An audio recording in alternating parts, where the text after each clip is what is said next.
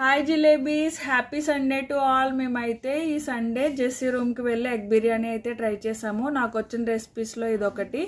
First అయితే మనం egg boil చేసుకుని అవి బాగా ఫ్రై చేసుకుని పక్కన పెట్టాలి. తర్వాత అయితే మూకుడు తీసుకుని అందులో బిర్యానీ సామాన్లు బాగా ఫ్రై అయ్యాక ఉల్లిపాయలు, కొత్తిమీర, పచ్చిమిరపకాయలు, పుదీనా వేసి బాగా ఫ్రై చేసి తర్వాత టమాటో అండ్ అల్లం వెల్లుల్లి పేస్ట్ కూడా వేసి బాగా వేయించుకోవాలి. తర్వాత పెరుగు వేసుకుని కలపాలి. బట్ పెరుగు అయితే మేము ఇక్కడ స్కిప్ చేసాము.